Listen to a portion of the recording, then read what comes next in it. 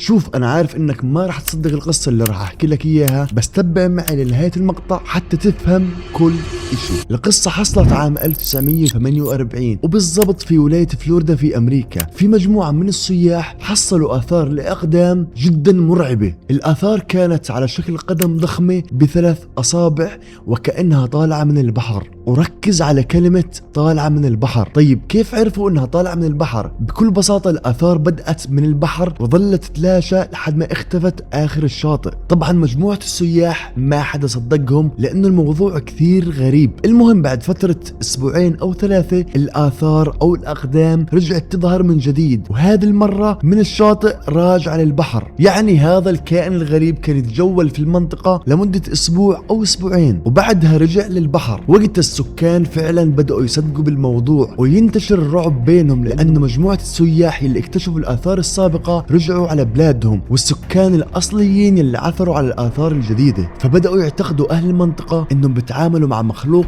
غريب أو حتى بطريق عملاق. ويلي لسه نشر الخوف بزيادة إنه الآثار ظلت تختفي وتظهر بين كل فترة وفترة. فالموضوع فعلا أثار جدل كبير بالمنطقة وخوف أهلها، وظلت الآثار تظهر وتختفي لمدة 40 سنة. 40 سنة من الخوف والذعر في مدينة كاملة. بس بعدها وأخيرا انكشف سر هذا المخلوق الغريب. سر هذه الآثار يا عزيزي ما كانت من مخلوق غريب، كان إنسان عادي. صاحب الآثار هو رجل اسمه توني سينيوريني، واعترف إنه هو اللي عمل المقلب هذا كله. يلي حصل إنه توني كان بيصنع في أحذية معدنية ضخمة، ومرة من المرات وبالصدفة وفي وقت متأخر من الليل حب يجرب هذا الحذاء الضخم على الرمل. ففعلا حمل هذا الحذاء وجربه على الشاطئ وحمل حاله وروح على البيت. ولما صحى ثاني يوم شاف الخبر مشعل الصحف كلها وكان عامل كترند غموض، فعجب الموضوع هذا الغموض والترند وحب يكمل فيه لمدة 40 سنة. خلى توني مدينة كاملة تآمن بوحش وهو قاعد بضحك عليهم. ولسه الأغرب من هيك كانت ردة فعل الشرطة. طبعا توني اعترف عن فعلته للشرطة بدون أي إجبار أو